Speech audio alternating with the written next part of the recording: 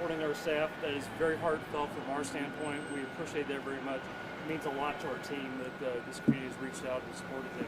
I want to introduce Dr. Mark Steele. He's going to give an update on the condition of the victims that we received, and then we'll let him introduce one of our trauma surgeons. Dr. Steele?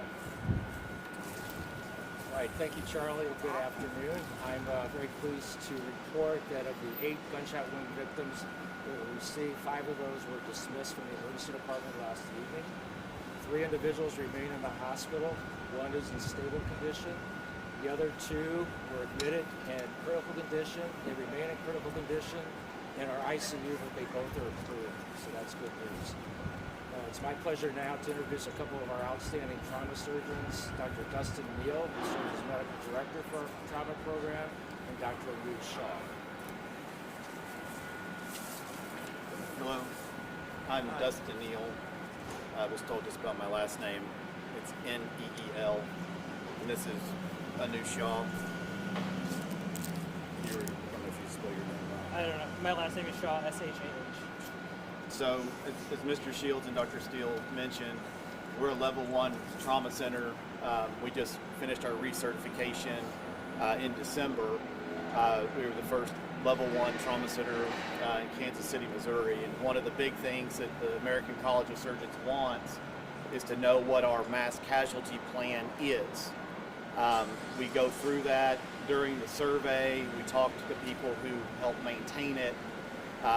And we practice it, as I'm sure you all are aware. We have a mock mass casualty trauma every year that's citywide. And mock patients come to us from various sites, and we practice this so that should an event like yesterday unfortunately happen, we're prepared for that.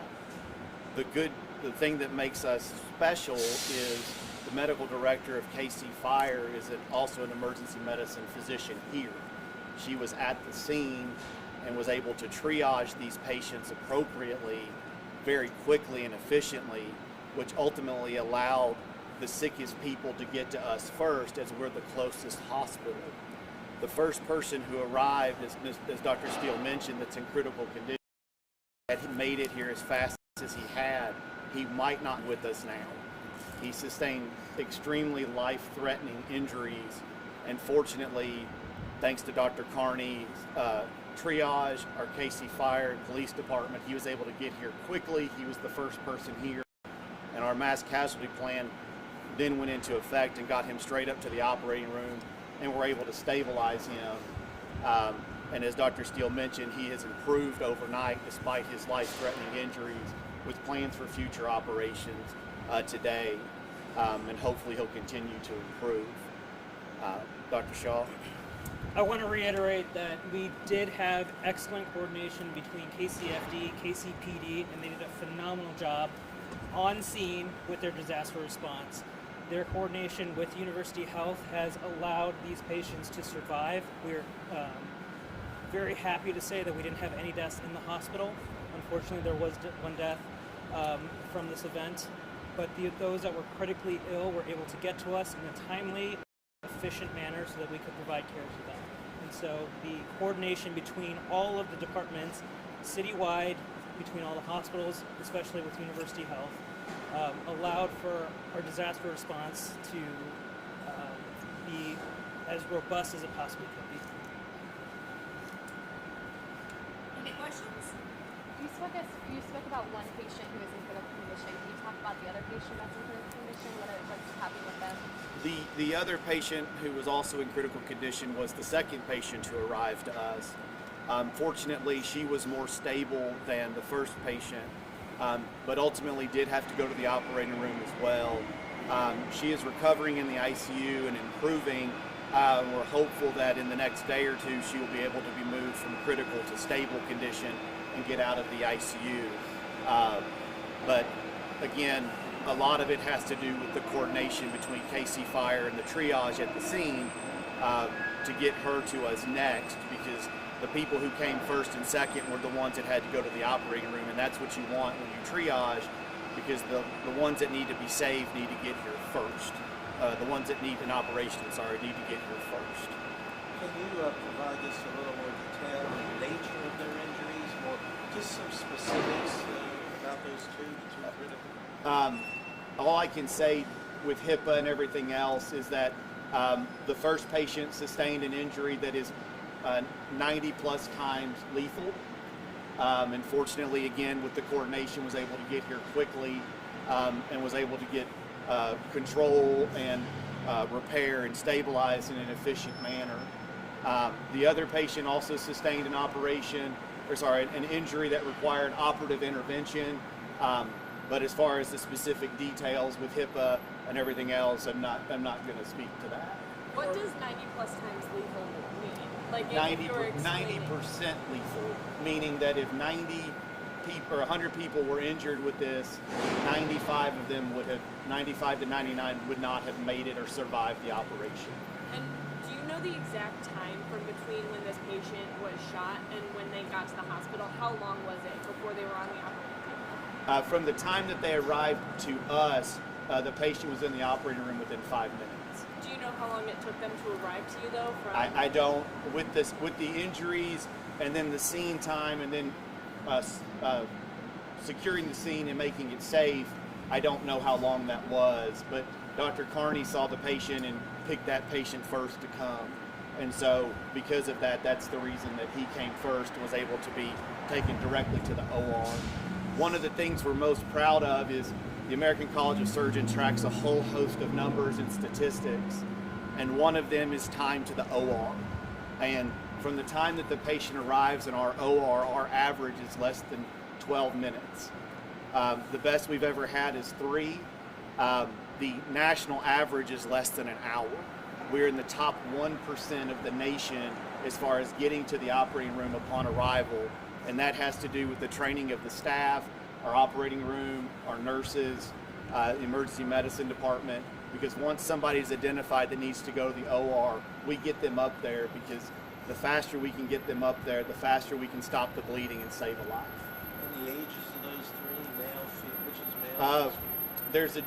There's a young gentleman, I don't know his specific age, and then there's an older lady. Like when you say young, you mean like less than 18, less than 16? We believe he's over 18. Okay. But again, he's still in critical condition, and so exact ages and things we have not identified. Everybody comes in as an alias so that we can rapidly take care of them, because they're all pre-programmed in our system, so we can take care of them without having to enter them into a computer. And you guys don't do any children here? We do take care of children, although as you can imagine, most of them come across the street. We do take care of anything 13 or over. Under 13, it's an American Anesthesia Society issue that has to be a pediatric center. Anything that gets brought to us, we will stabilize up to the best of our ability, including operating on children if we have to. But we do not accept them and transfer, or if EMS knows their age, they don't bring them to us. But if they look like an adult, anybody over 14 can stay here. And after everything that you saw yesterday, are you surprised that only one person died? I don't know all the details of the specific event as far as what happened. I'm not surprised that our care went the way it did because of the way that we trained for it. We've been a trauma center for a very, very long time. As I've mentioned, a lot of people know that if they're hurt, that they need to come to see us, because again, we're an efficient trauma center to get you to the operating room if that's where you need to go. Once they get here, they have a chance to survive. So I'm not surprised that with our team, they were able to save all of the patients. As far as the overall number of patients that happened during the event, I don't know all the specifics of the event to be able to say how many there should have been or anything like that. Are there any patients that arrived without gunshot injuries?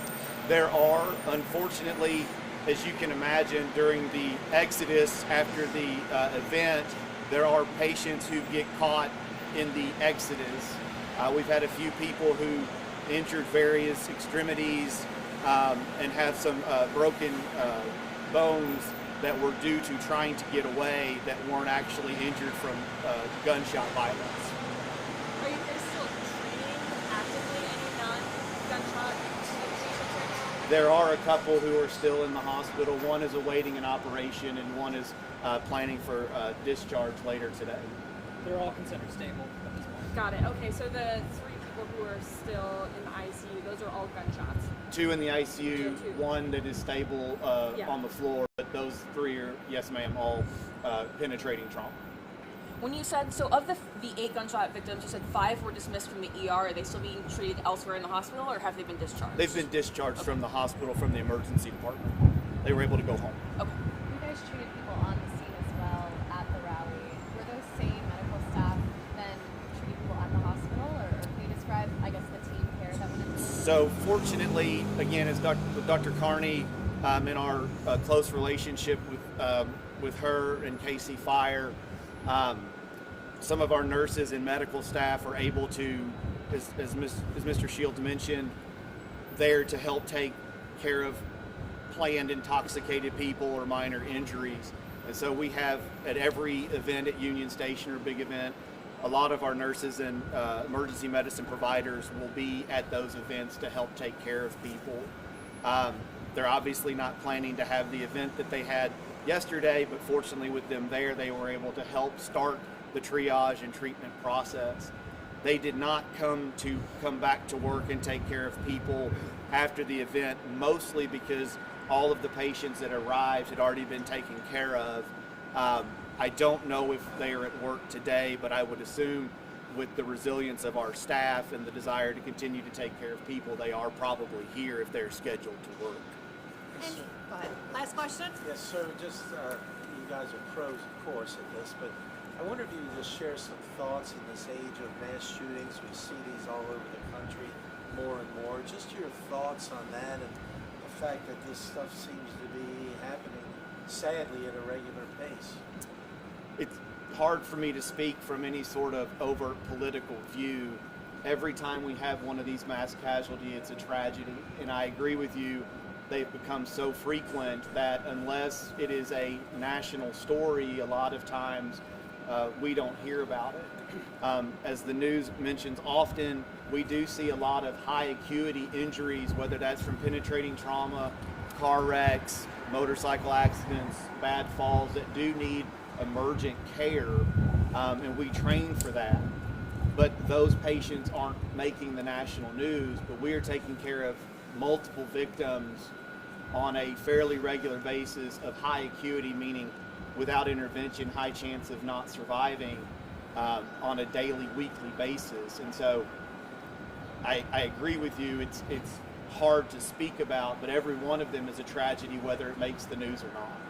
Thank you guys very much. Thanks for coming. Thank you for being here.